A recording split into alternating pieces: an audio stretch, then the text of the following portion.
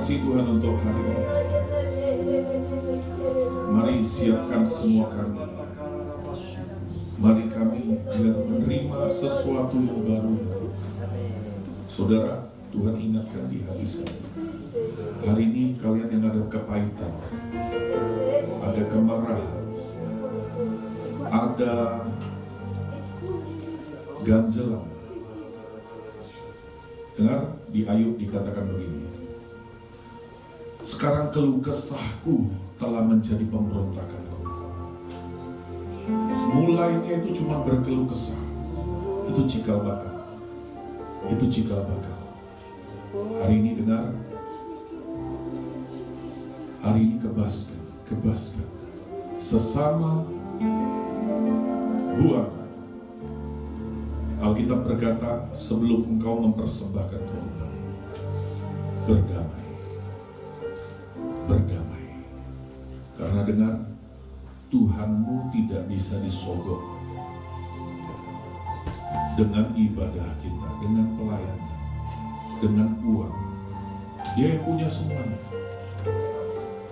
Yang dia minta adalah ketaatan. Dan ketaatan kita itulah penyembahan kita. Mari hari ini responi. Masing-masing engkau mengerti apa yang menjadi ganjalan. Ada yang dengan pemimpin, ada yang dengan sesama, ada dengan keluarganya di rumah. Mungkin waktu kau mau berangkat, atau bahkan lagi ada di tempat ini, ada ganjalan. Hari ini kebaskan semua, lepaskan semua, agar kehendak Tuhan terjadi. Orang yang mencintai Tuhan, dia akan rela lepaskan apapun supaya kehendak Tuhan terjadi. Dia rela mengosongkan dirinya. Dia berkata, Tuhan, kalau memang aku dirugikan supaya kehendak-Mu jadi, aku mau. Dan dengar, hati seperti inilah dicari Tuhan. Hati seorang pahlawan. Hati yang mau korbankan dirinya, korbankan perasaan, mengosongkan diri. Itulah yang membuat kita bisa unity. Selama engkau penuh dan kau mempertahankan kebenaranmu, tidak akan pernah ada kesatuan. Terima kasih Tuhan, terima kasih. Mampukan hamba dengan cara yang sederhana, agar hamba-Mu boleh menjadi penerjemah hati. Mau minta urapan-Mu, roh hikmat, wahyu, pengertian dan pengenalan akan Tuhan. Turun, hembuskan nafas-Mu di dalam nama Tuhan Yesus. Amin. Shalom saudara. Shalom. Tuhan Yesus baik. Amin. Amin. Nah, untuk kebaikan, dengar saudara, anugerah Tuhan itu diberikan itu terserah Tuhan. Ya toh? Yang namanya anugerah itu terserah Tuhan. Bahkan kalau saudara lihat ada orang fasik yang hidupnya beruntung. Ya? Saudara lihat, anugerah itu terserah Tuhan. Waktunya kapan, bagaimana dia mau nolong, itu terserah Tuhan. Terserah dia mau tolong atau enggak. Betul? Tapi saudara dengarkan baik-baik. Ada, kalau kita punya kunci, kita punya respon yang benar, itu membuat dia mau nggak mau, dia harus turunkan anugerahnya. Amin. Nah, saya berdoa hari ini, biarkan hidup kita menangkap anugerah ini. Amin. Karena saudara dengar, anugerah itu apa, saudara? Anugerah itu artinya pengecualian. Anugerah artinya bukan karena kuat, bukan karena gagah. Anugerah artinya apa? Sekalipun Anda tidak punya kekuatan, tapi dia menjamin. Saudara dengar, hari-hari ini anugerah perlu dilipat gandakan dalam hidup kita. Amin. Karena apa?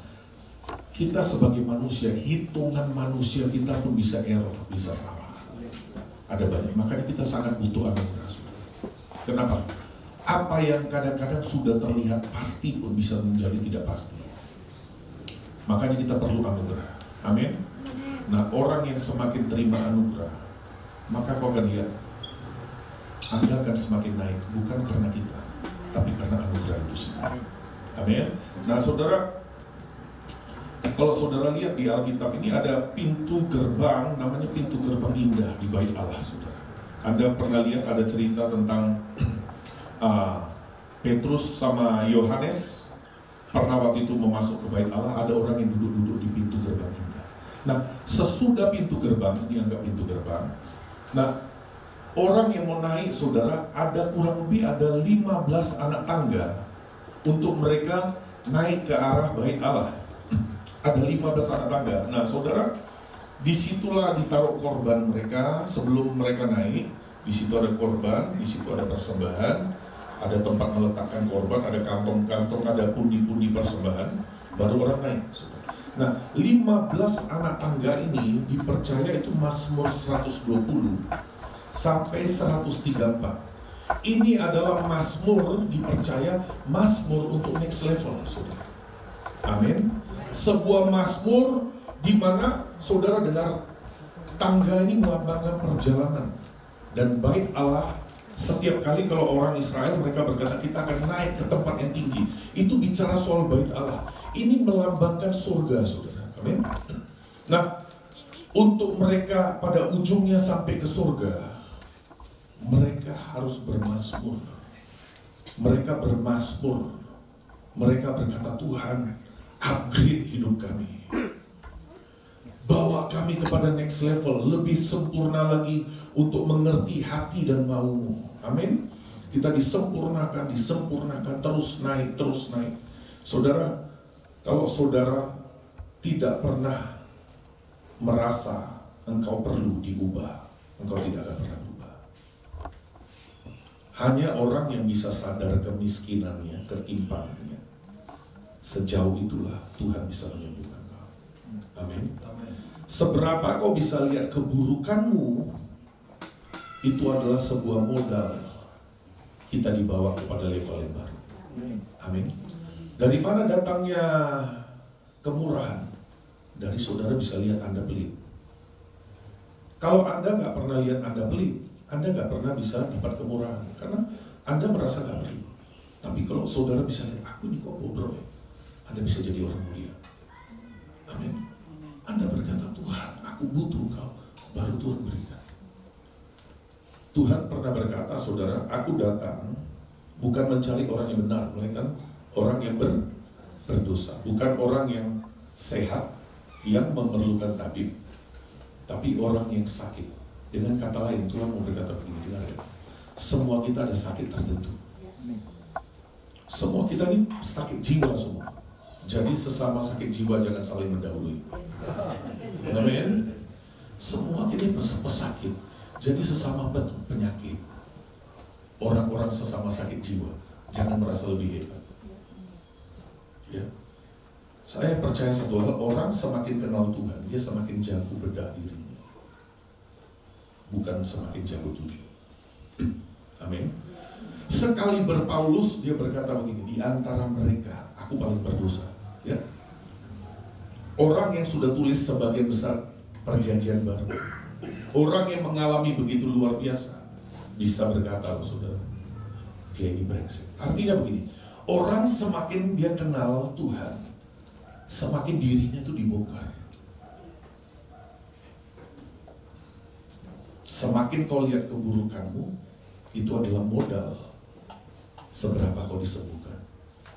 Seberapa kau bisa lihat penyakitmu, Jehovah Rafa akan menyembuhkan kau. Amin. Saya nggak ngomong sakit secara tubuh saja. Kalau sakit secara tubuh, mungkin kita akan tahu. Tapi yang bahaya, saudara, ada orang yang sakit jiwa, dia nggak tahu dia sakit jiwa. Ya. Anda tahu kalau orang kepahitan selalu punya pembenaran diri. Selalu merasa dia yang korban, orang lain yang salah. Sakit jiwa nggak sakit. Amin. Saya berdoa kita disembuhkan. Amin. Siapa di sini yang sadar kau sakit dan perlu disembuhkan? Amin. Lo Tuhan yang ngomong lo. Jadi kalau saudara nggak angkat, dicatat malaikat. Oh, ini nggak perlu. Nah, karena Tuhan yang berkata, aku datang.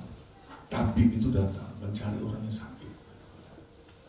Pada saat itu dia berkata, orang yang sakitlah yang memerlukan tabib. Ya. Nah, saudara, kita harus sadar, saudara, ya. Mari kita lihat sebentar. Nah, di antara Mazmur ini kan 120 sampai 134. Nah, ada Mazmur yang paling terkenal tentang unity. Mazmur apa? 133. Mari kita buka, saudara. Mazmur 133. Kita belajar. Ya. Mazmur 133. Nah, biasanya orang nyanyi lagu ini bergandengan tangan. Gitu. Walaupun sebenarnya hatinya musuhan. Tapi di depan bergandengan tangan, saudara. Ya. Saudara, biarkan kita jadi apa yang kita lakukan di luar kita itu adalah ekspresi di dalam kita. Amin. Amin. Mazmur 133, saudara.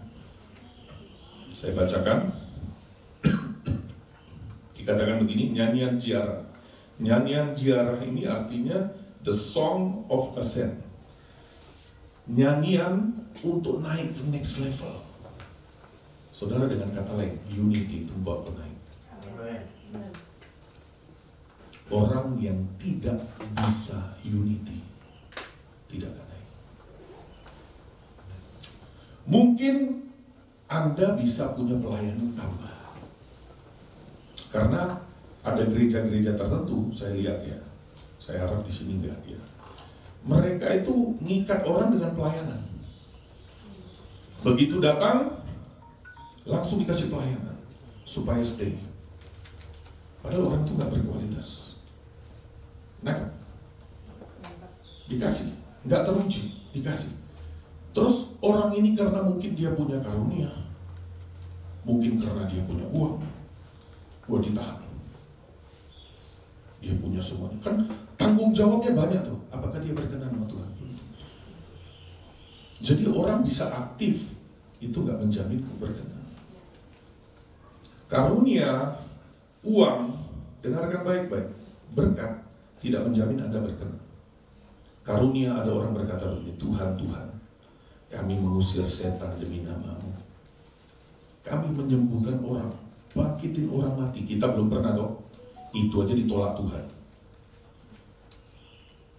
Uang, Alkitab berkata apa artinya manusia memiliki seluruh isi dunia. Artinya begini, dengarkan. Secara manusia, kalau dilihat Anda bisa sukses. Tapi Anda ditolak Tuhan. Anda mau tahu patokannya seperti apa? Selama hatimu masih tahu diri. Selama hatimu berkata, aku masih butuh Tuhan. Itu kau selamat. Selama kau berkata, aku gak bisa hidup tanpa Tuhan. Takut yang harus kita punya adalah takut kehilangan Tuhan dan berkenan. Amin. Selama kau berkata, I'm nobody Lord, tanpa kau. Mulut kita bisa ngomong loh saudara, tapi beda dengan tindakan. Tapi sampai kau keluar dari hidupmu, kau berkata, aku gak bisa. Itu yang berbeda. Amin. Ya, Mazmur 133, saudara. Dikatakan begini, saya bacakan. Nyanyian ziarah Daud, sungguh alangkah baiknya dan indahnya, ya. Dia dikatakan sungguh alangkah baiknya, ya, dan indahnya apabila saudara-saudara diam bersama dengan rukun-rukun di sini unity, saudara. Dan baik di sini adalah sempurna. Dikatakan rukun seperti minyak yang baik di atas kepala meleleh ke janggut dan yang meleleh ke janggut Harun dan ke leher jubahnya, seperti embun gunung Hermon yang turun ke atas gunung-gunung Sion, sebab kesanalah Tuhan memerintahkan berkat kehidupan apa untuk selama-lamanya, saudara. Ya, saudara, kalau lihat ya, kita harus belajar, saudara. Oh, dengan kata lain, saudara dengar, orang yang tidak pernah mau unity. Dan dengarkan, unity itu pilihan. Unity bukan berarti Anda harus seragam. Anggap ya, unity is not uniform. Ada orang dia cuma bisa seragam dengan orang yang sesuai dengan dia. No. Saudara tahu, Anda ditempatkan di sebuah tempat dengan orang berbagai macam karakter. Itu Tuhan yang rencanakan supaya kau jadi. Amin. Jadi jangan menghindari proses. Jangan menghindari proses. Amin. Jangan saudara diproses di tempat ini, lari tempat lain. Jangan, saudara. Ya, Anda diproses di mana? Dengarkan baik-baik. Anda kalau tidak beres di tempat ini, misalnya Anda tidak beres di sebuah tempat, karena mungkin ada yang dari gereja lain datang tempat ini, saudara dengarkan baik-baik. Anda kalau nggak beres dan Anda pindah, Anda kan akhirnya pindah dalam keadaan kepahitan. Ya, dalam keadaan berontak, dalam keadaan pahit, dalam keadaan sakit hati, Anda jadi pembawa virus. Ya. Anda keluar,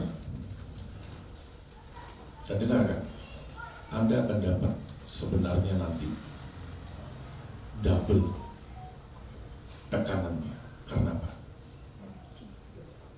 Karena Anda semakin bertambah waktu, kan semakin banyak tahu. Betul? Lewat firman yang kita dengar, lewat pengalaman. Dan saudara tahu Tuhan bisa berbicara dengan berbagai macam cara. Lewat keadaan, lewat suara hati, lewat firman, lewat lagu, lewat apa. Tuhan terus berbicara. Dan kita ketika kita pindah, saudara, dan kita berharap kita melari dari prosesnya double. Kenapa? Orang yang tahu banyak akan dituntut lebih banyak. Jadi gini, dengarkan. Anda tanya Tuhan sungguh-sungguh. Kalau engkau dipanggil di sebuah tempat, bukan berarti tempat itu nggak ada tantangan dan tempat itu mulus. Anda kalau lihat Tuhan Yesus, dia udah tahu belum Yudas akan mengkhianati dia dari awal? Sudah tahu tuh. Tetap diutus nggak untuk beritakan Injil? Coba baca. Karena apa? Kalau itu memang yang Tuhan utus dan memang rencana Tuhan, Tuhan yang jamin. Samuel, nabi yang begitu besar, di bawah siapa? Imam Eli yang kacau, dan anak-anak Imam Eli berzina di bait suci. Dia lihat, tapi dengar, bukan berarti kalau di atasmu nggak beres, Anda harus nggak beres. Enggak, ke surga itu masing-masing. Kita sebagai pemimpin, kami pemimpin, bukan berarti kami lebih rohani, bukan. Kami diangkat Tuhan. Nangkap ya? Masing-masing kita lakukan dan kita hidupi tanggung jawab kita. Lakukan peran. Nangkap ya? Nangkap ya? Anda lakukan. Anda lihat Samuel bisa beres tuh. Sebaliknya ada orang sempurna seperti Tuhan Yesus, tetap ada Yudas. Jadi seringkali masalahnya bukan siapa di atas atau apa, saudara, tapi tanggung jawab kita masing-masing dengan Tuhan. Anggap ya. Tapi kalau Tuhan nggak suruh kau ke sana dan memang kau nggak bertumbuh, nah itu tanggung jawabmu. Nangkap ya? Nangkap ya? Ada orang-orang, Anda harus temukan, saudara, tempat kehidupanmu. Tuhan Yesus berkata begini, mengapa engkau mencari yang hidup di antara yang mati? Anda tidak mungkin akan temukan kehidupan di kuburan. Nah, makanya ini di luar daripada apa yang saya siapkan. Nah, saudara, makanya kita harus belajar jujur dengan diri kita. Dengarkan, ada orang-orang dia di tempat tertentu, dia nggak bertumbuh, tapi dia karena dapat jabatan, dapat pujian, dapat sanjungan, dia nggak mempedulikan kerohaniannya. Yang dia pelihara itu egonya. Amin. Nah, kalau Anda alami proses, tapi kau tahu ini yang Tuhan mau, responi, saudara. Nah, sekarang begini. Ada orang pernah saya baca di Facebook, saudara. Di Facebook, dia berkata begini. Ada pemimpin, saudara, ada hamba Tuhan. Suruh jemaatnya semua makan rumput. Coba buka di YouTube, ada. Di Afrika itu kalau nggak salah. Jemaatnya semua keluar dari gereja mau makan rumput, saudara. Di sini ada Bu? Enggak ya, jangan bahaya, ada Pak.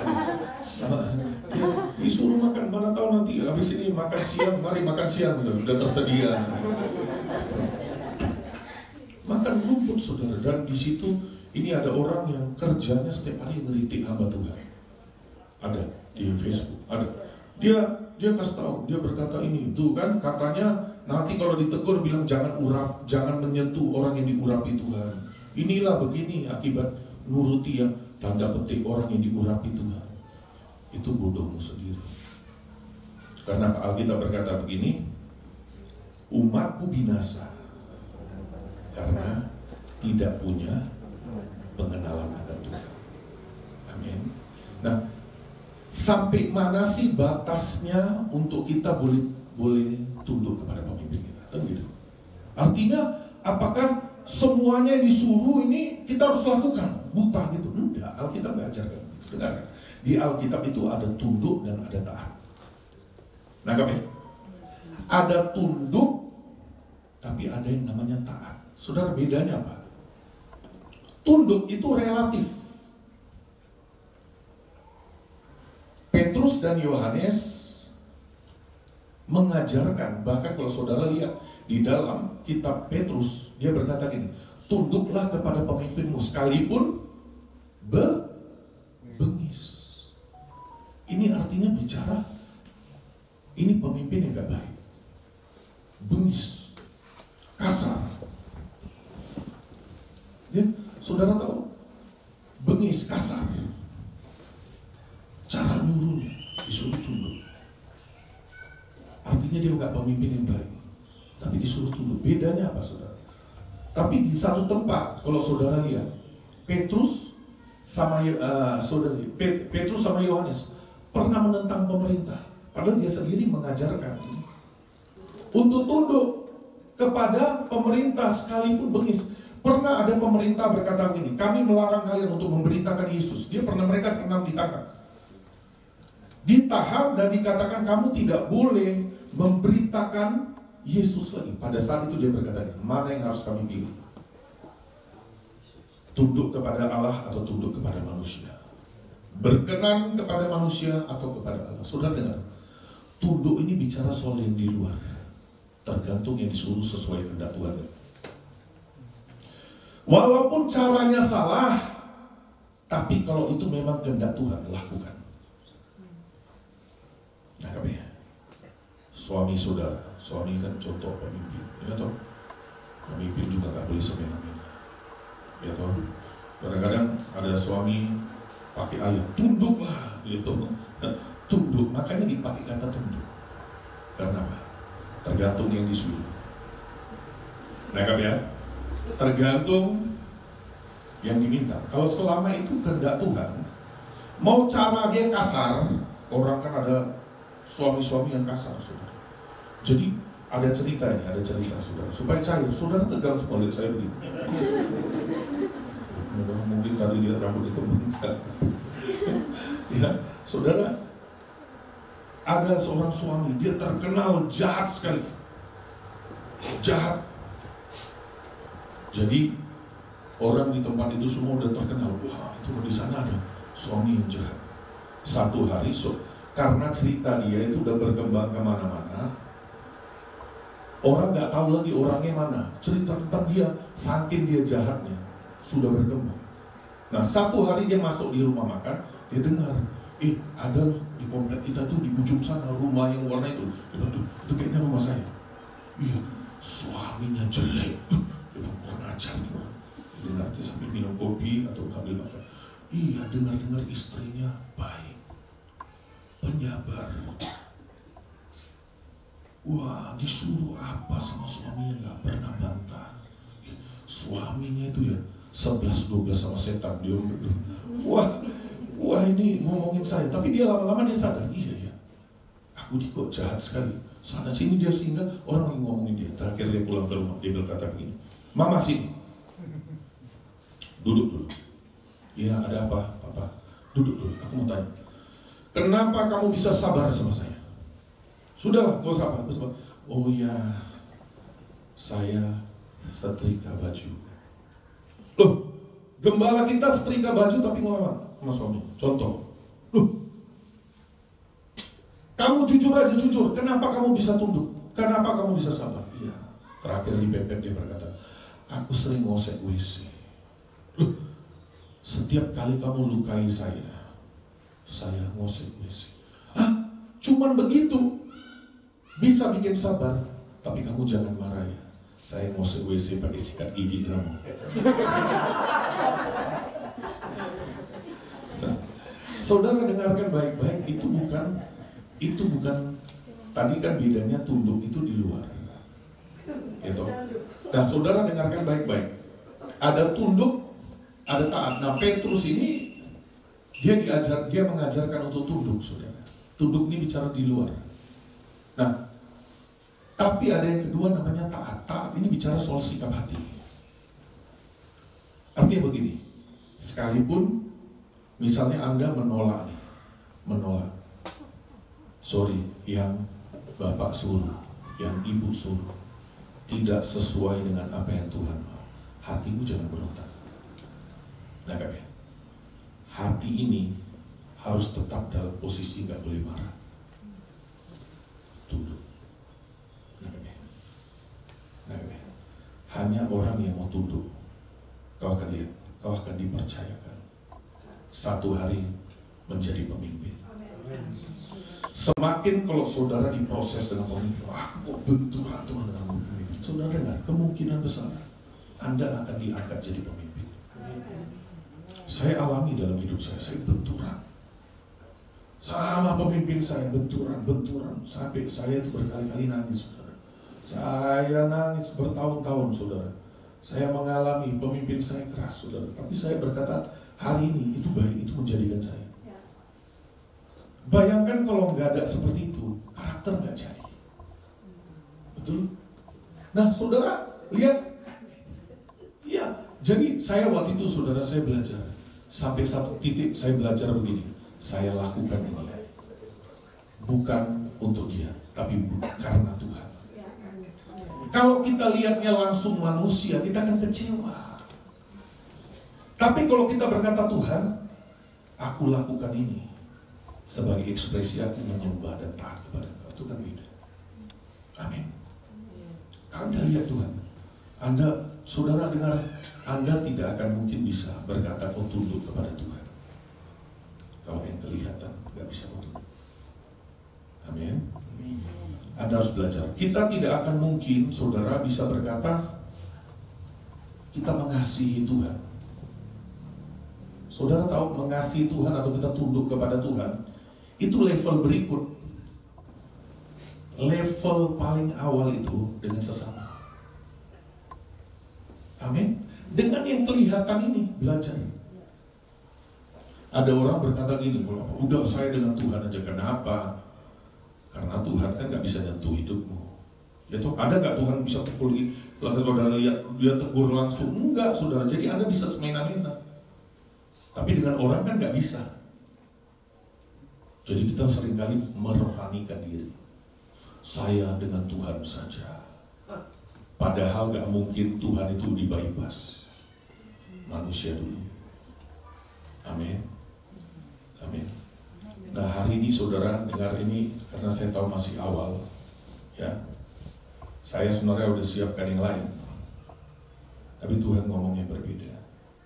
Amin. Kalau Anda nggak belajar mau tunduk, tidak ada yang namanya perlengkapan rohani. Anda kalau nanti saudara kapan saya akan buka, saudara dengarkan. Anda kalau tidak berada di line-mu, di dalam track, di dalam baris. Ini bukan hanya bicara di luar. Saya di belakangnya ini, saya enggak. Ini bicara soal posisi hati. Kau bisa menempatkan dirimu sebagai hamba, baik pemimpin, baik orang di bawah. Kau bisa tempatkan dirimu sebagai hamba. Unity bisa terjadi. Unity tidak akan bisa terjadi kalau kita memunculkan diri kita. Kita mau jadi seorang, nggak bisa. Perlu selalu ada orang yang mau ngosokkan diri. Batu sama batu akan pecah. Tapi yang mana mau kalian di antara kita yang mau disebut anak Allah? Mari angkat tangan. Anak-anak Allah. Yang nggak mau jadi anak setan jangan angkat tangan, saudara. Yang mau jadi anak-anak Allah, saudara dengar, berbahagialah mereka yang membawa damai. Artinya apa? Orang yang membawa damai ini, dia lebih pilih korbankan diri dia. Dia lebih pilih kosongkan diri dia. Untuk supaya unity kehendak Tuhan terjadi. Saudara dengarkan baik-baik, coba bayangkan. Sebelum Tuhan Yesus mati, dia berkata apa? Biar dunia tahu bahwa kamu mengasihi aku, yaitu apa? Ketika kalian menyatu, kalian hidup unity. Amin. Hendaklah engkau berdamai satu sama lain. Dia bilang apa? Bapa, untuk inilah dipanggil itu supaya mereka jadi satu. Itu sebelum dia mati loh, saudara. Artinya, ketika kita, apalagi kita yang menyulut yang namanya perpecahan, kau bukan anak Allah. Amin. Dan kau gak pernah mau peduli dengan hatinya juga. Unity ini penting. Nanti saya akan bahas, saudara. Ya, unity ini aja kalau dibilang, saudara, kalau lihat ya, unity ini adalah mazmur yang membawa kita naik. Amin. Orang yang baris aja nggak bisa, jangan berharap kau bisa perang.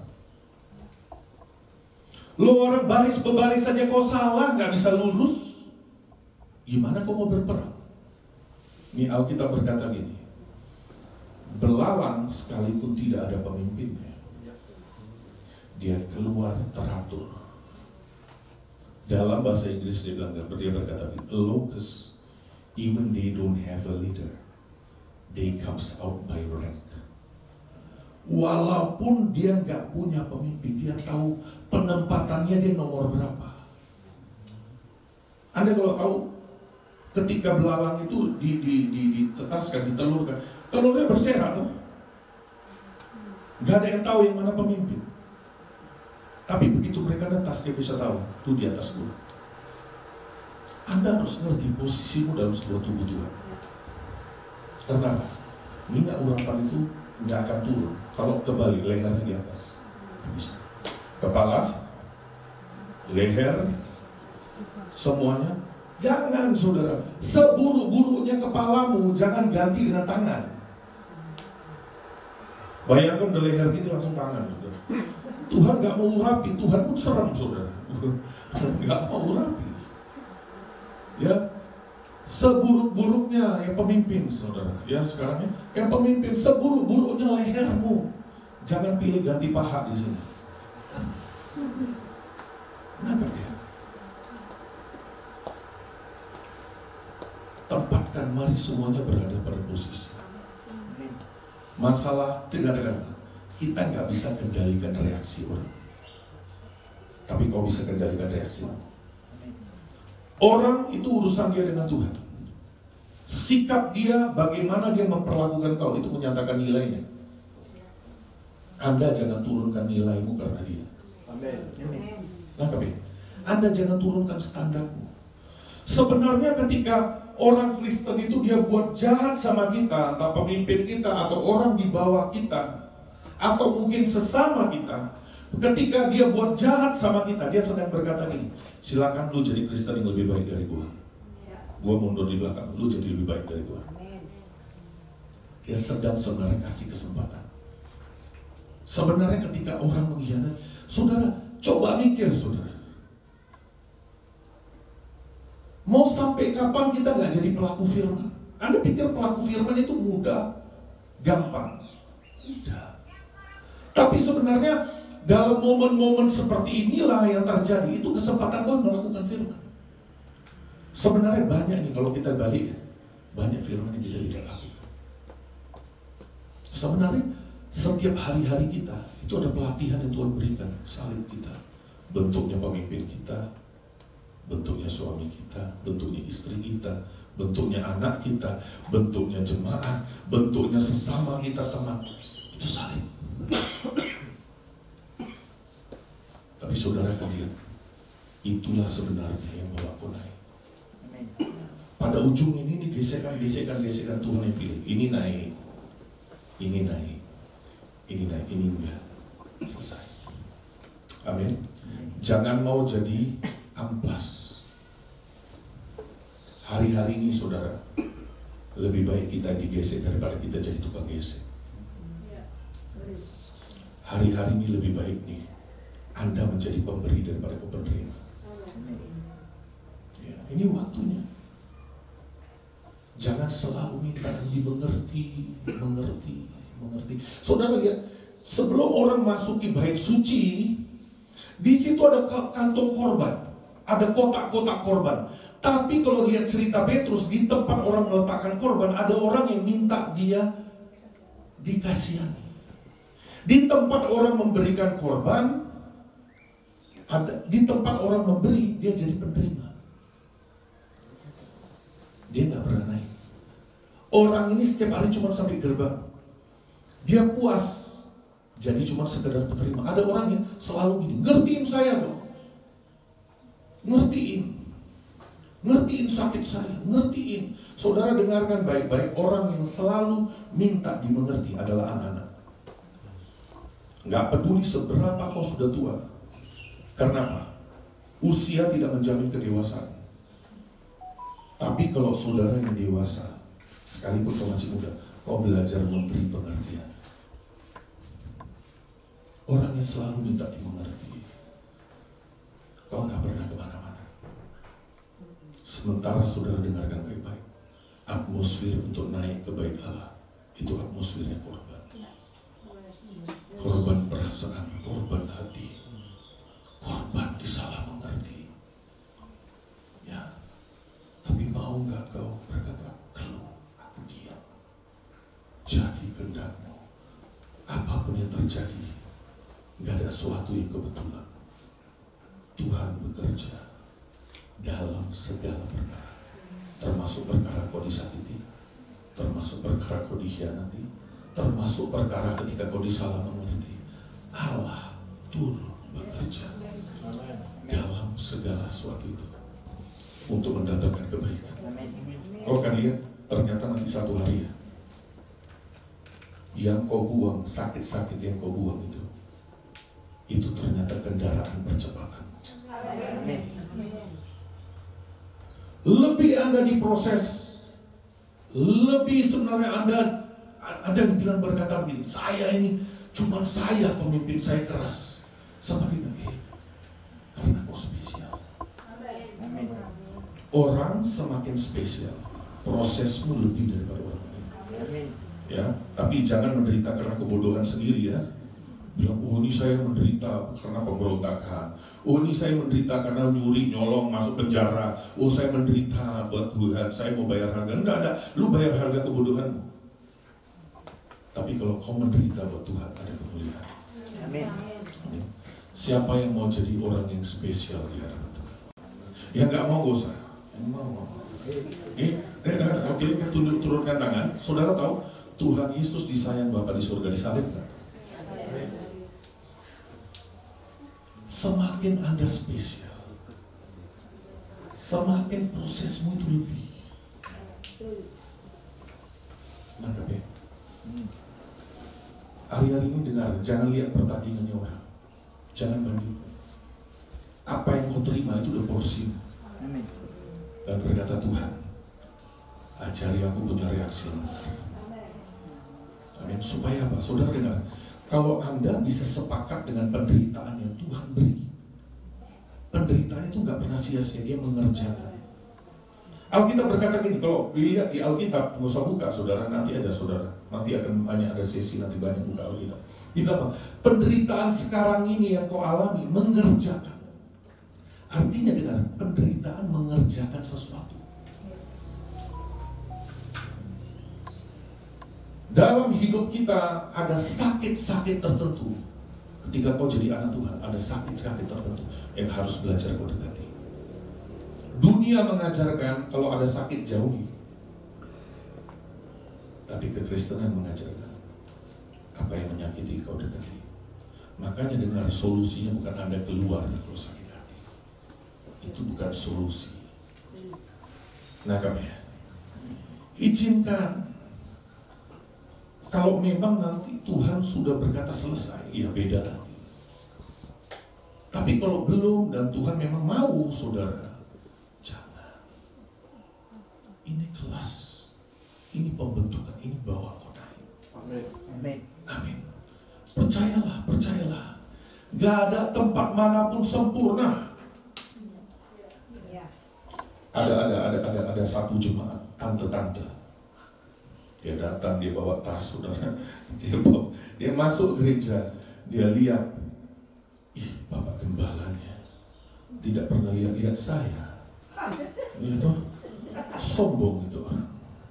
Ya ada banyak orang GR, saudara. Saya juga kadang-kadang ketemu orang, Pak, kenal sama saya? Siapa? Kenal, saya waktu di sini. Ya wajarlah, saudara, kalau Anda kenal pengkhotbah, pengkhotbahnya sendiri, saudara. Lah kalau pengkhotbah disuruh kenal semua ini, ya bagaimana? Mungkin di sekarang ini dia ingat, nanti paling di satu khotbah, kayaknya pernah lihat di mana. Nah, kan? Dia GR, saudara. Karena hamba Tuhan ini nggak senyum sama dia, sakit hati keluar. Dia pindah ke gereja berikutnya. Ibu gembalanya sekali ini. Ibu gembalanya itu nggak cocok kita. Mulut keluar. Tapi dia masuk gereja berikutnya, WL-nya sekali ini. Wah, lagunya ada lagu worship, dia masih lompat-lompat, saudara. Semangat. Itu karena awal bulan, saudara. Ada orang di awal bulan dia bisa semangat, saudara. Ya, begitu akhir bulan. Ya, karena awal bulan, saudara. Lagi awal bulan, lagi dapat kiriman dari orang tua mungkin ya, masih dapat gaji, ya. Wah, semangat dia. Lagunya udah lagu worship pun masih loncat-loncat. Waktu dia udah nggak ada apa-apa, waktu lagu worship pun dia masih tetap begini. Lagu praise. Orang mau suruh joget bagaimana juga nggak bisa, karena keadaan. Dia langsung lihat seperti itu, dia pindah lagi, saudara. Sekali lagi dia lihat lagi, ushernya nggak kasih senyum. Ushernya mukanya kayak di pelayanan kematian, kayak Frankenstein, saudara. Ya, silakan masuk ke sana. Tiba-tiba dia masuk di gereja yang sempurna. Dia jumpa, waduh, itu ushernya aja begitu datang ketemu aja merinding, saudara. Shalom, haleluya, ya kan? Wah, ini yang bikin merinding ini. Ya, lu ke kuburan juga merinding. Jangan flaky, saudara. Cari merinding, rasa. Anda mau rasa atau enggak? Tuhan ada. Amin. Amin. Saya enggak rasa. Nah, saudara, dia masuk, saudara. Dia lihat lagi, dia langsung mau lihat. Dia punya WL. Ini mirip Darlin. Wih, ini baru gereja. Dia lihat ibu gembalanya, senyumin dia. Itu, wah, luar biasa. Gembalanya pun salam dia. Dia jadi gereja di sana. Tahu nggak, gereja jadi nggak sempurna karena ada dia. Dianggap, saudara, artinya nggak ada, saudara. Nggak ada. Sesempurna seperti Yesus pun ada Yudas tuh. Ya. Paling buruk. Di mana saudara pernah ketemu pemimpin yang mau bunuh saudara? Daud di bawah Saul. Dia tetap berkata, Bapakku, aku ini anjing. Kenapa kau buru kutu seperti aku? Aku ini anjing mati. Dia tetap tempatkan dia di bawah. Ada orang ketika ditekan, memang posisinya di bawah, tapi dia sudah menempatkan dirinya atas, kesombongannya naik. Dengarkan baik-baik, engkau yang sungguhnya adalah ketika kau di bawah tekanan. Kalau kau nggak di bawah tekanan, kau bisa memberi, kau bisa baik. Dengarkan, kau nggak perlu jadi orang Kristen, orang dunia juga bisa. Tapi yang buat beda, ketika Anda tidak punya, Anda bisa memberi. Ketika Anda terluka, Anda justru mengampuni. Ketika Anda sendiri butuh, Anda memberi. Itu baru Kristen. Anda pikir Kristen itu gampang? Alkitab nggak bilang gampang, jalannya sempit, men. Amin. Karena apa? Itu semua worth it dengan apa yang akan kita terima. Amin. Nah, hari ini saudara, saya akan sampai di sini. Saya akan serahkan kepada Pak Wesley. Nanti akan lanjut ke berikutnya. Amin. Nah, saudara, mari belajar hari-hari ini dengar. Saya percaya kalau saudara, semua kita melakukan ini, dibilang apa? Unity itu adalah kendaraan untuk kita next level. Dan itu cuma bisa terjadi, ya, kalau saudara itu punya. Anda akan lihat, Anda kalau punya yang namanya saudara, Anda punya yang namanya rasa muak terhadap dirimu, baru kau bisa berubah. Selama kau puas di levelmu, kau nggak pernah berubah. Tapi kalau saudara berkata begini, enggak, Tuhan, aku udah muak di level ini. Dalam Tuhan, Anda harus punya rasa tidak puas yang ilahi. Amin. Dimana kau berkata, Tuhan, aku seharusnya lebih daripada ini. Anak yang hilang itu, dia kapan dia bisa berubah? Ketika dia lihat seharusnya keadaan dia bisa lebih baik. Dia berkata gini, di rumah bapakku, aku terima semuanya yang baik. Di sini aku melarat. Dia sadar, saudara, yang direncana Tuhan, aku belum sampai target seperti yang Tuhan mau. Aku belum bereaksi seperti orang Kristen seperti yang Tuhan mau. Ketika kau bisa melihat, makanya saya berkata begini, dengar, seberapa kau bisa melihat kebobrokanmu, itu adalah modal seberapa kau dipulihkan Tuhan. Saudara sebenarnya dengar, lewat tekanan, lewat firman, lewat apapun, Tuhan mau buat kita itu tahu diri.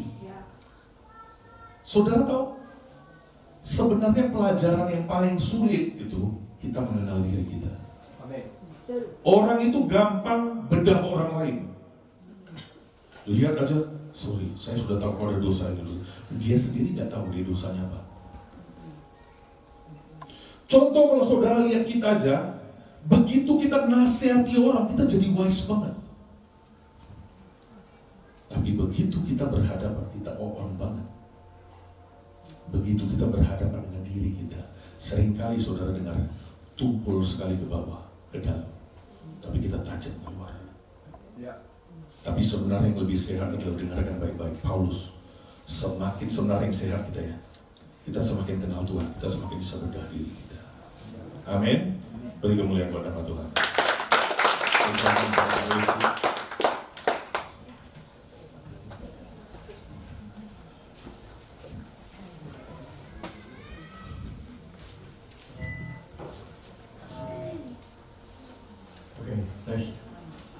Shalom, saudara kasih Tuhan.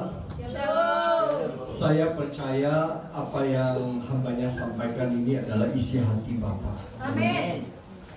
Sebab apa yang dipersiapkan hambanya ini di luar apa yang sudah dipersiapkan. Saudara, saya juga sama dulu di situ. Saya belum persiapkan apapun juga.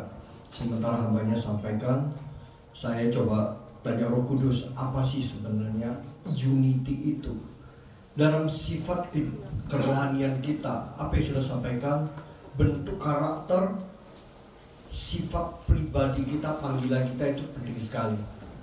Ya, satu kata berbicara, kenalilah Tuhan dan kenalilah diri dan ketahuilah panggilan itu. Pelayanan itu merupakan sebuah pengabdian.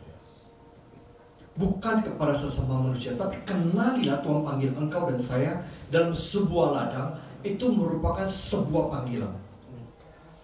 Manusia lebih cenderung itu dengan selera, kemauan, kehendak sendiri untuk memilih sebuah pelayanan, memilih sebuah tempat, memilih sebuah suasana, keadaan. Ladang itu cocok dengan saya, untuk saya bisa melayani, bisa saya memunculkan, menampilkan karunia talenta yang Tuhan tunjukkan. Not about the calling or the divine calling. Itu penting, saudara. Sehingga pada ujungnya pelayanan kita itu bukan untuk menyukakan, menyenangkan hati Bapa. Sekalipun itu ladang tidak enak bagi daging kita. Halo, sampai sini tangkap ya. Saudara, saya coba dalam perjalanan ibu bertanya kepada Pak Jimmy, kepada ibu Bu Elizabeth, tanya mereka berdua. Ini Pak Jimmy kalau belum kenal. Pak Jimmy tadi rambutnya belum dikucir. Garang bener. Dia ke Israel, orang berbicara kepada dia pakai bahasa Ibrani. Ke Timur Tengah pakai bahasa Arab. Kalau sampai Jakarta orang bahasa Ambon atau Kupang gitu. Iya udah ini. Kalau Jakarta di pasar pagi orang bilang, "Abang, siap bang," karena itu preman. Nah saudara, kalau dia udah kucir itu hamba Tuhan. Rapi dia, tahu tempatnya. Nah, ditanya tadi, "Pak, gimana ibu panggilannya itu dulu ada di Jawa?" Di mana Jawa? Semarang. Di bawahnya tudung dari almarhum PAP. Tahu PAP ya?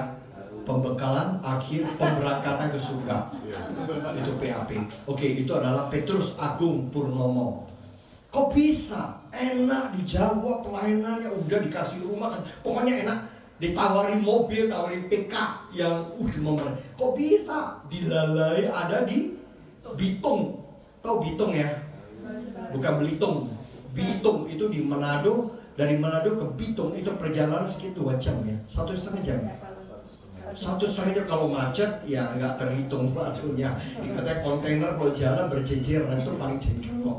Jalannya kecil, kita di belakang, apalagi mendaki ya kita bisa nyalip, itu bisa 3 jam gitu. Kok bisa? Itu ladang awalnya katanya banyak pengungsi. Saudara tahu namanya pengungsi?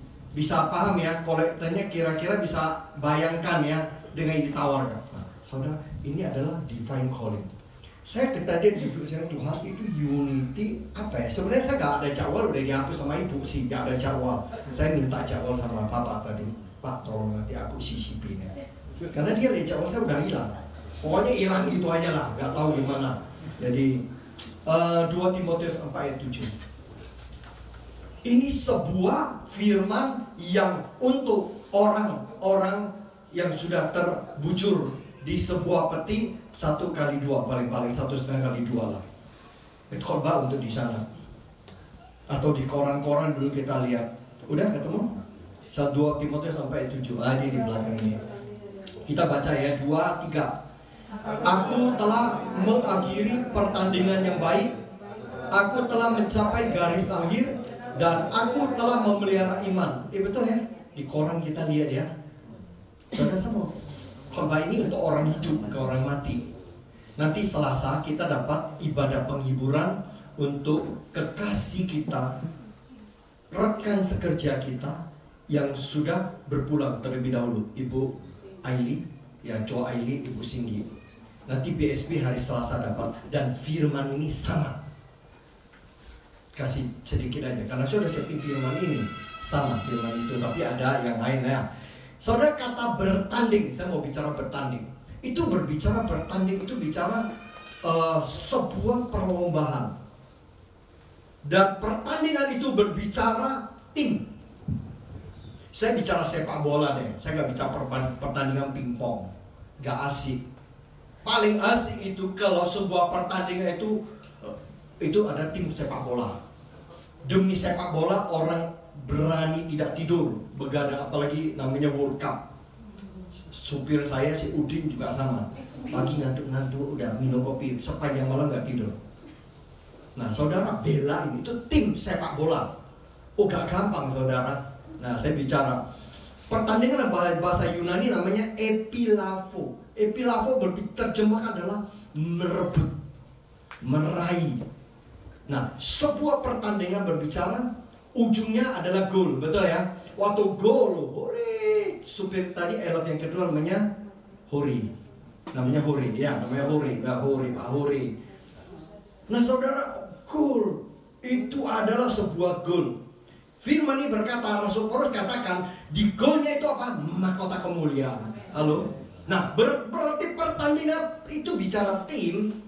Saudara, diibaratkan itu adalah kita ini tim. Sepak bola ada kiper, betul? Penyerang depan, penyerang belakang, Ada apa lagi? Sayap kanan, sayap kiri, back, ada kiper, ada wasit, betul? Nah, ini berbicara dalam sebuah tim. Sebuah tim, kita adalah sebuah tim yang ada di dalam ladang Tuhan, namanya Batra Surya Baru BSB. Saudara, kita ini tim. Pahami dulu ya, pahami dulu tim. Saudara dan saya ada dalam tim ini. Apakah kehendak kita sendiri atau memang Tuhan panggil kita?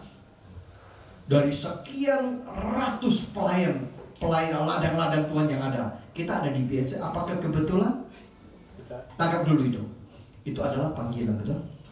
Kita ditempatkan bukan kebetulan. Hari ini saudara ada dulu di sini, bukan kebetulan. Dibuktikan waktu the last minute ada beberapa yang sakit, ada beberapa yang tiba-tiba gak bisa datang. Halo, paham ya? Nah, ada lagi tadi ibu lagi bisi-bisi. Ada seorang anak muda belain dari Ambon untuk ikut litrik kita. Telat pesawatnya ini dalam perjalanan, mendarat perjalanan sendiri, naik Grab untuk ikutin retreat PSP. Ada yang berani bayar harga, ada yang enggak. Saya mau sampaikan tim ini, saudara. Rasul Paulus katakan perjalanan hidup saudara saya merupakan sebuah pertandingan untuk meraih sebuah mahkota. Saya tadi bicara adalah disampaikan kita dibekali adalah Pak Jimmy menyampaikan adalah pribadi lepas pribadi, betul nggak saudara? Saya mau bicara hari ini adalah sebuah tim. Tim itu pahamilah. Pertama itu adalah perananmu apa, fungsimu dan fungsiku itu apa di dalam tim ini. Pak, saya ini hanya manasi kursi gereja. Ada, tapi di sini nggak ada deh. Sini semua ada panggilan masing-masing dengan menurut karunia talenta masing-masing. Pahami peranan kita apa di dalam gereja itu. Sebagai pendua, sebagai jemaat simpatisan boleh, tapi lama-lama jangan jadi jemaat simpatisan terus, harus punya peranan. Apalagi Anda dan saya ada di Yayasan Batra Surya Baru. Kita ini adalah pasukan, kita ini adalah tim untuk pelayanan di ladang Tuhan. Kita tergabung dalam yayasan, itu bergerak di mana-mana. Lihat hari-hari ini kita terus membagi kasih, membagi apa, terus cuma kita bergerak di luar terus. Kita juga layani hamba Tuhan, kita belum lagi layani panti jompo dan macam-macam ya saudara. Pahami peranan, panggilan Tuhan dalam hidup kita, peranan dan fungsi masing-masing. Karunia apa yang Tuhan sampaikan. Kedua, karena waktu singkat aja, saya sekilas saja. Kedua, saya akan uraikan secara detail ya.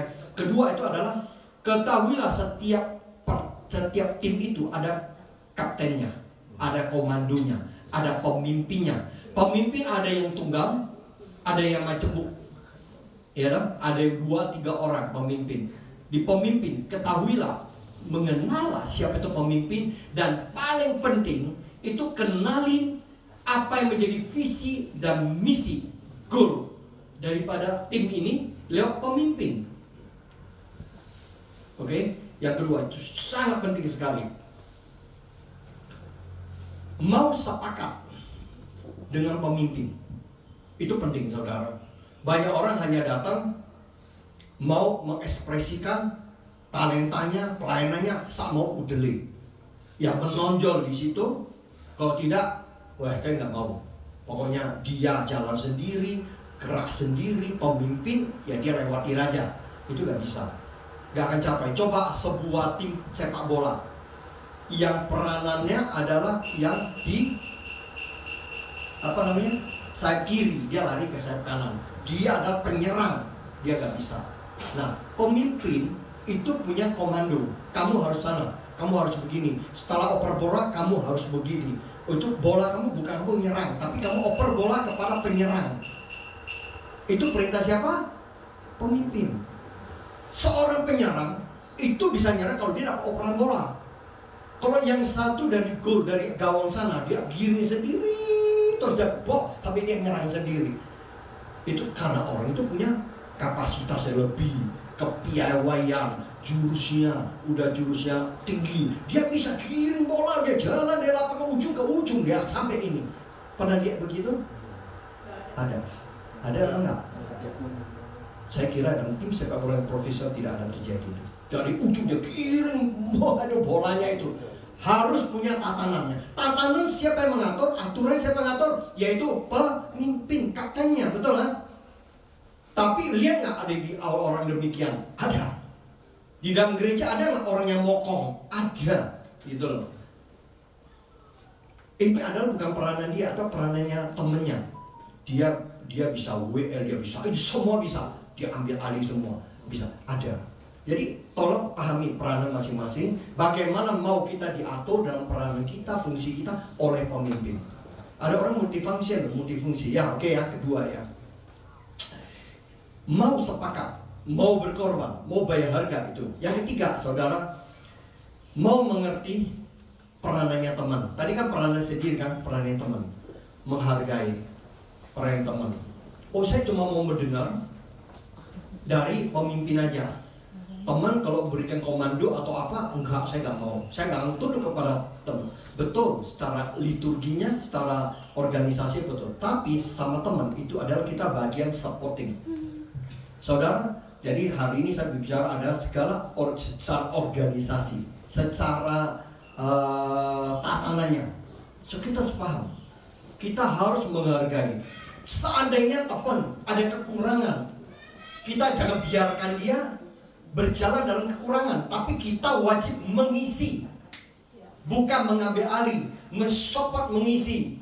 Saya contoh tadi hambanya sampaikan dengan namanya Hofni dan Pinehas, anaknya Eli. Itu boleh katakan baik Allah itu udah jadi kacau balau deh. Orang bersama mereka ambil yang gemuk-gemuk, mereka makan sendiri, bahkan mungkin diperjualbelikan. Tapi ingat, bagian Samuel, dia adalah apa? Dia tetap mengambil peranan. Dia tidak lihat, dia tidak pengaruh oleh keadaan apapun juga kiri kanannya. Dia mengambil peranan untuk berfungsi dan melayani jemaat yang datang. Lalu sampai sini dengar ya. Dia mengambil, tidak dipuji orang, tidak dipuji oleh Nabi Eli, Imam Eli. Dia tidak dipuji oleh siapapun juga. Bahkan mungkin dia dijengkeli sama Hofni Pinehas. Tapi ini adalah orang yang sangat pendiam, tapi dia menjadi kontribusi. Dia mengisi apa yang menjadi anak-anaknya Imam Eli. Dia mengisi kekosongan, kekurangan dia di situ. Nah, ini berbicara adalah bayar harga, pay the price, kerendahan hati. Lalu sampai sini paham ya? Jadi tolong saudara, kita mari, teman kita ada yang kurang, bukan kita membantu dengan mengkritisi, menjatuhkan, maupun ya dalam hal yang menjelek-jelekin dia ya. Tapi marilah kita menjadi terang, mengisi sesama kita. Itu adalah, maka pertandingan ini, pelayanan di ladang ini akan sampai namanya finish strong. Finish strong dalam sebuah pertandingan sepak bola itu bicara berapa gol yang masuk sana. Nah saudara, bagi kita tim BSW, gol kita apa sebenarnya? Jiwa-jiwa. Jiwa-jiwa kita di mana? Di luar. Bukan memindahkan ikan dari kolam lain ke kolam kita. Saya sering katakan, bukan itu tujuan kita. Jadilah terang, jadilah lilin yang bercahaya di tengah-tengah kegelapan. Saudara tahu visi kita BWK apa sih? Breakfast with the King. Breakfast with the King. Kita kumpul ke para gembala sidang bersama istri. Gereja-gereja kecil-kecil. Kita undang mereka di restoran, makan 10 meja. Satu meja bisa 1,3 juta.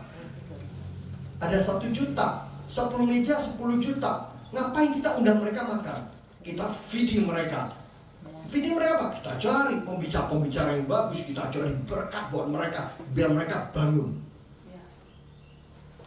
Jadi lilin. Mungkin gak terlalu, sebulan cuma sekali. Tiap minggu kita ada Zoom. Yang hadir sekarang ini rata hamba-hamba Tuhan semua di Zoom. Kita subsidi pulsa. Kita jadi lilin. Kedua, kita di panti-panti jumpa orang tua-tua, keplok tangan, kita jadi terang buat mereka ibadah.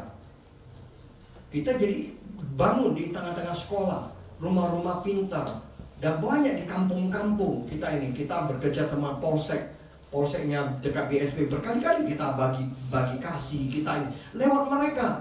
Kita tidak cari nama. Dari dulu kita bakso di mana-mana BSB, kita hampir tidak pernah bawa bendera. Tidak tahu, tapi kita kerja dengan muspida. Nah saudara, ini maksud saya, mari tim ini butuh siapa? Bukan butuh Bu Elizabeth sendiri yang bergerak, tapi kita semuanya bergerak. Untuk apa? Menjadi sebuah lilin yang bercahaya. Untuk saudara kembali lagi, mahkota kemuliaan disediakan buat kita. Oke? Saya lanjutkan lagi. Yang berbicara mengenai kita tunduk kepada visi dan misi daripada pemimpin, sepakat dengan pemimpin. Pemimpin sekali lagi dikatakan hambanya tidak sempurna. Nobody is perfect. Kalau engkau dan saya sempurna, maka kita sudah terangkat, sudah berpulang dulu. Halo, paham ya? Tidak ada yang sempurna. Yang sempurna hanya satu orang di dunia itu, namanya Yeshua HaMashiach, Yesus Kristus, karena dia itu manusia sejati dan Tuhan yang sempurna.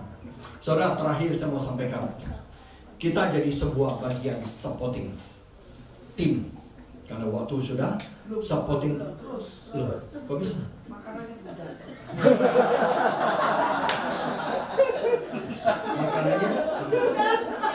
siapa yang bawa? Kayaknya sudah dimasak Ibu Sugiarti sama Bu Alili ya.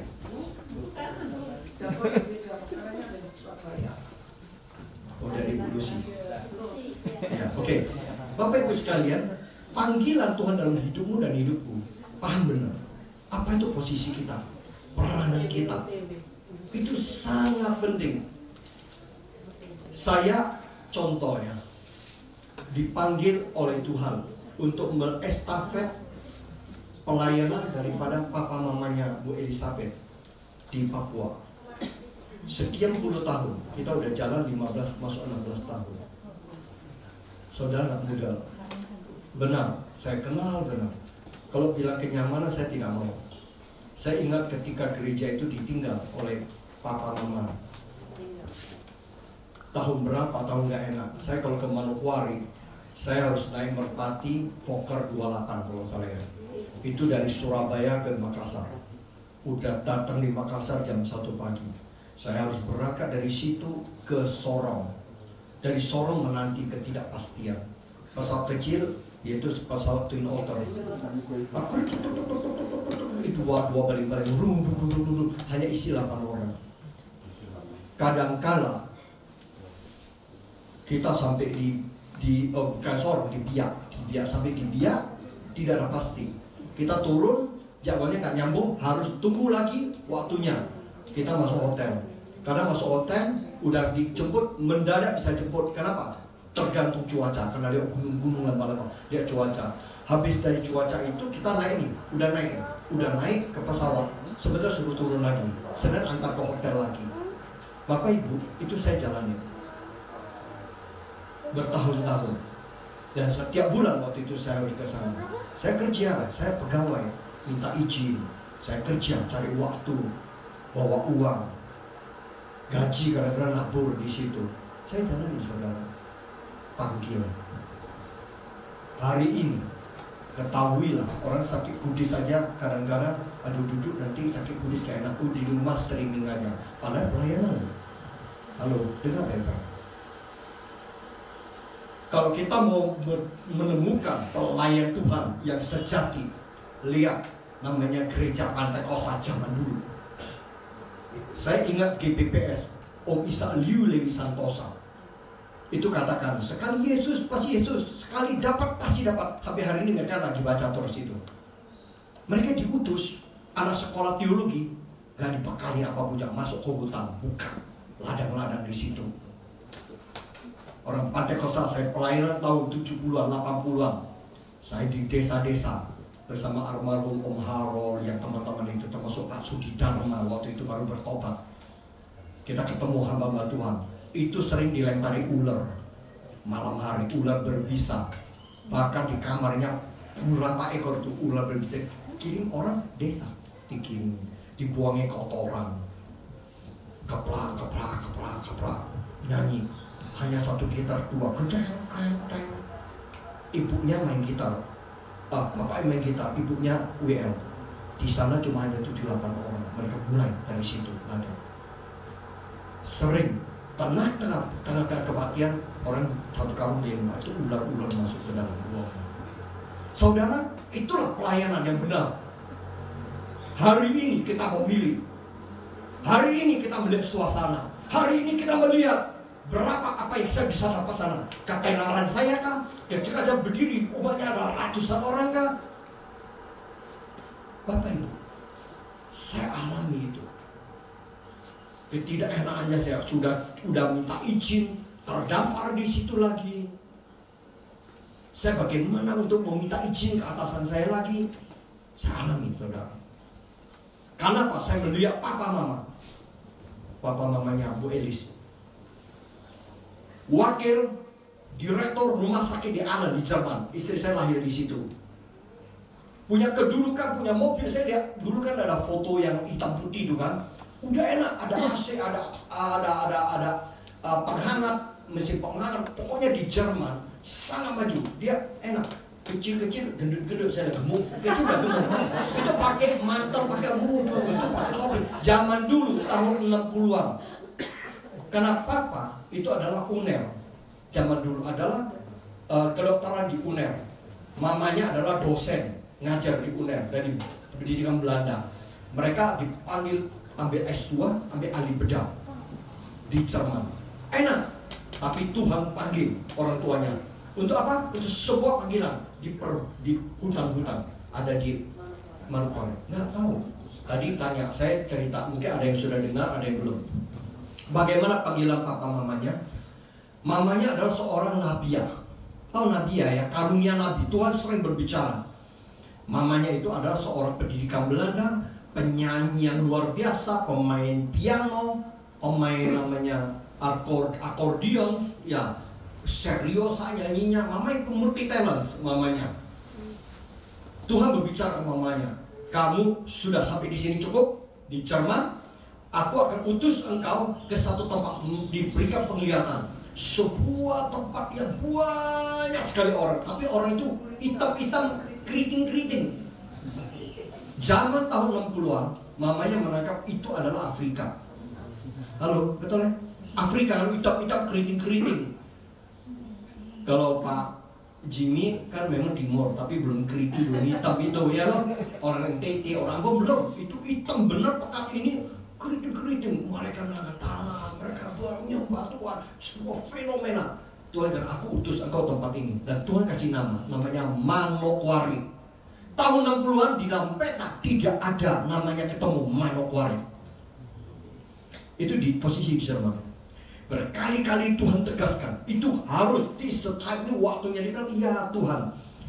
Suami saya tercinta, dokter ahli bedah di Jerman waktu itu tahun 60-an, dan jadi dokter senior, wakil direktur rumah sakit sampai sekarang masih ada di Aachen. Dia lahir di situ. Saya sempat menapaki di Aachen, Düsseldorf, ke sana lagi sekitar 1,5 jam sampai sebuah kota kecil namanya Aachen. Dan kan KTP-nya A besar, A kecil, L-I-N, Aachen. Gak mungkin, itu zona kenyamanan. Papa mertua saya orang yang logika, seorang dokter, seorang yang juga ngajar gitu. Gak mungkin muda yang dengar suara Tuhan biasa ibu-ibu kan gitu kan. Nah, jadi gak mungkin mau ini. Akhirnya ini istri bilang, gini ya Pak, nanti Tuhan berikan tanda kepada kamu. Sebuah tanda yang Tuhan spesifikasi kamu untuk konfirmasi. Itu tanda datang bukan sekali, berkali-kali. Saya dengar papanya sampaikan itu, kesaksiannya papanya itu di Full Gospel Businessman Fellowship International dari mulut papanya. Saya dipanggil Tuhan ketika saya punya jabatan cukup tinggi, punya fasilitas yang sangat mapan. Tahun 60-an, ingat ya 60-an ya. Saya dihargai sekali. Kepintaran saya, kepiawaian saya sebagai dokter, sebagai seorang ahli bedah, saya diberikan kepercayaan manajemen. Sebagai wakil direktur, baik wakil direktur, kok direktur tidak ada, sering pergi, dia yang menjadi orang nomor 1. Saya dipanggil Tuhan. Tandanya apa? Saudara, saya habis bedah, Saya cuci tangan. Tadi saya cerita mobil, saya cuci tangan, heran. Itu air mestinya warna putih, kok warna merah. Dan saya dokter gak bisa dikibulin. Saya tahu ini darah, berbaunya amis. Ini darah. Tapi saya panggil, suster, ini airnya gak salah airnya ini. Suster orang sini enggak. Dokter, ini air putih, kok bisa merah? Ini merah, enggak putih katanya.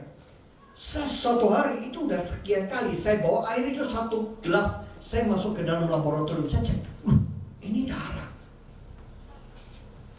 Saya panggil orang lihat di ini di kayak mikroskop, dilihat, enggak dokter, ini air. Akhirnya orang cap saya ini gila, halusinasi.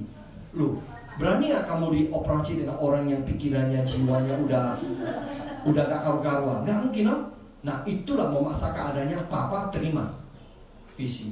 Dan Tuhan katakan, iya, itu tanda dari saya. Air menjadi darah.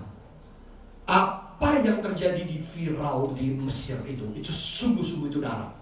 Entah darah apa. Apa yang terjadi di namanya di Soe, kampung halamannya Sister Ellen.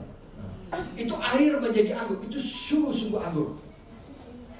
Bahkan anggur yang terbaik waktu mujizatnya Tuhan Yesus, betul?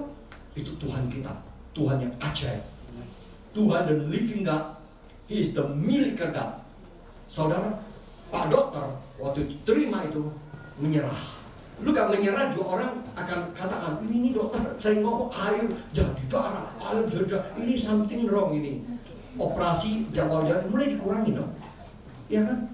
Udah kurang, bahaya kan, halo, seorang dokter bahaya ini kayaknya. Jadi itu pulang sampai di sini di Indonesia. Istri saya pulang dan usia 3 tahun, usia 3 tahun.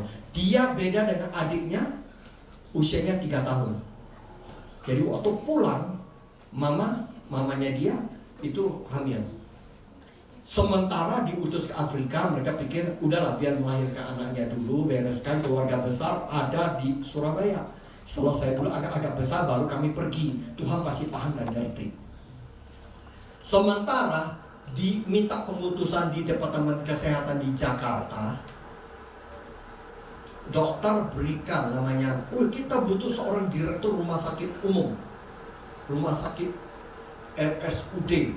Waktu zaman itu rumah sakit pemerintah tahun 60-an. Dicaplah, satu tempat di sebuah provinsi namanya Irian Barat, di sebuah kota namanya Manokwari. Papa cerita, aku gemetar.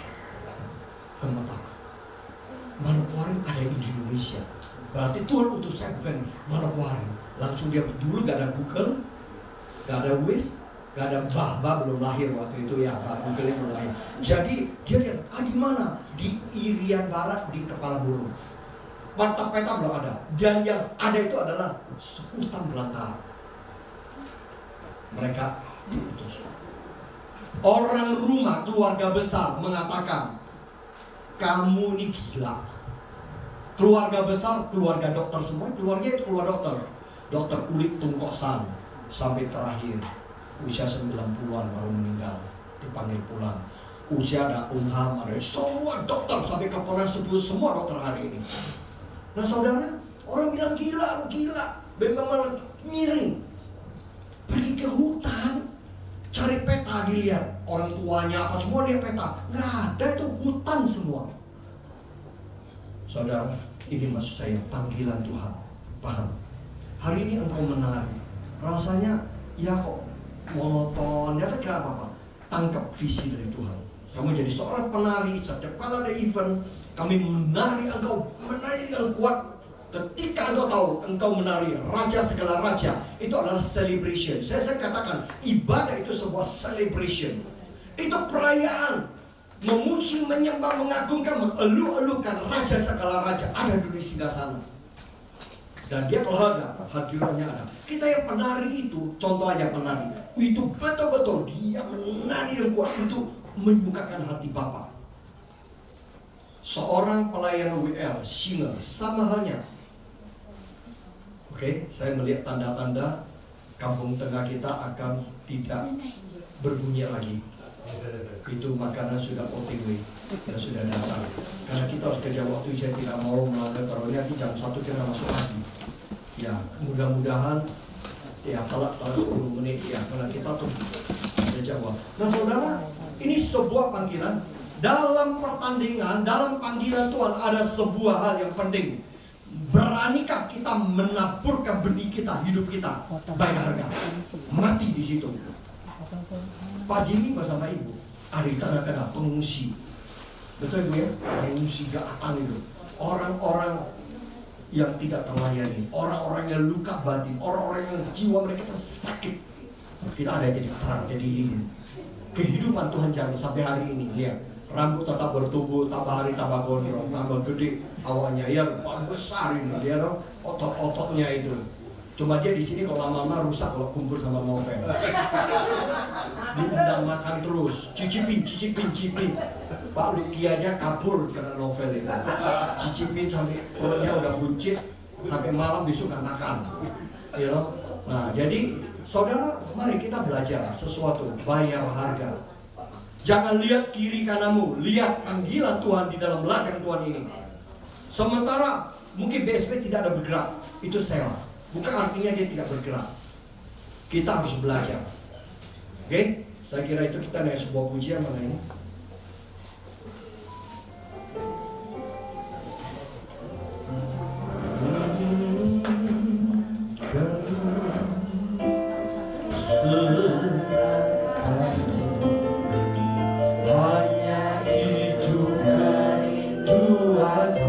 Saudara kita pakai berdiri sama-sama. Menyenangkanmu, senangkan hatimu, hanya itu dari Tuhanku. Menyenangkanmu, senangkanmu, hanya itu dari Tuhanku.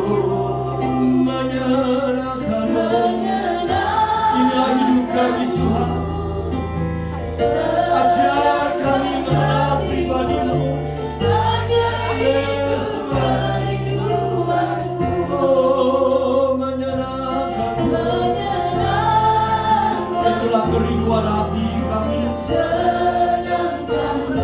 mengerti Tuhan apa yang Tuhan inginkan dalam hidup kami. Oh, menyenangkanmu, senangkan hatimu, hanya itu kerinduanku, hanya itu kerinduanku, hanya itu kerinduanku.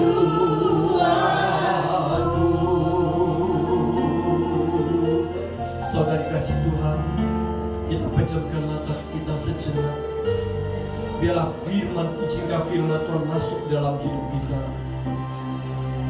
Engkau ada sebagaimana Engkau ada. Itu karena kemurahan, itu karena kasih anugerah. Kita ada di dalam BSB bukan karena kehendak kita, tapi semuanya sudah diatur, semuanya sudah dituliskan oleh Bapa untuk menempatkan Engkau di tengah-tengah. Di tengah-tengah dalam perjalanan, sendok dan garpu bisa bertabrakan. Manusia mempertajamkan manusia. Ketahuilah, yang penting respon hati kita masing-masing. Ketika engkau berjalan, engkau akan menghadapi berbagai rintangan, berbagai duri-duri dalam perjalanan hidup kita. Tapi tergantung respon hatimu dan hatiku. Kalau engkau menganggap itu adalah sebuah apa yang Tuhan izinkan untuk membentuk karaktermu jadi indah, untuk membawa engkau menjadi sebuah mutiara di hadapan Tuhan, di hadapan sesamanya, maka pada akhirnya engkau akan menjadi kemuliaan Tuhan. Engkau akan menjadi bejana Tuhan yang mulia dipakai diurapi Tuhan. bukan karena keadaan engkau keluar dari tempat ini, engkau berpindah ke tempat lain, tetapi di tempat inilah engkau menjadi bintang. Di tengah-tengah kegelapan, engkau tetap bersama dengan kekuatan sinar kemuliaan, sinar kasih Tuhan. Engkau tetap bisa bersinar. Justru orang bisa menjadi berkat di tengah-tengah mereka membutuhkan berkat. Tadi disampaikan, di mana ada sebuah korban, di semua ada sebuah persembahan. Orang yang memberi, tetapi di situ juga ada tangan-tangan yang meminta. Tetapi berbahagialah bila ada tangan di atas yang memberi daripada tangan di bawah yang meminta. Orang yang mau menonjolkan diri, menampilkan dirinya, itu bagaikan orang yang meminta sebuah penghargaan, sebuah pujian, sebuah pengakuan dari manusia. Tapi berbahagialah engkau dan saya, sekalipun di tengah-tengah orang tidak menilai dan memuji kita. Mungkin itu sebuah pelayanan yang kecil. Manusia tidak melihat sekalipun pelayanan kita. Kita hanya berdoa, kita hanya tunduk menyembah. Tapi Bapa hatinya disukakan, disenangkan. Saudara, mari kita belajar. Maka itulah letak sebuah sumber dasar. Engkau akan menjadi bagian yang terlekat kepada sebuah tim, menjadi diunitikan. Orang yang mau diunitikan, meskipun engkau dan sesama berbeda, tapi engkau dan saya bisa berperan, bisa bersinar dikala engkau dan saya dibutuhkan. Terima kasih Bapa di surga. Sesi pagi hari ini kami tutup tapi di sini. Sebentar kami mau makan, kami mau minum. Tuhan lanjutkan, berkati makanan minuman. Berikan kami kekuatan. Kami kembali jam 1 Tuhan untuk terima pembekalan daripada Engkau sendiri. Urapi setiap kami semuanya, agar kami turun dari tempat ini, kami menjadi bintang-bintang yang bersinar. Bukan bintang-bintang yang diselubungi oleh debu, tapi sinar Tuhan itu terang lewat hidup kami. Terima kasih ya Bapak, Kau berkati setiap kami. Bagi teman-teman kami akan berangkat sore, dan teman-teman akan berangkat pada malam hari, Tuhan sertai mereka, biar gabung bersama-sama kami. Di dalam nama Tuhan Yesus kami ucap syukur. Kami sudah berdoa, yang percaya katakan amin.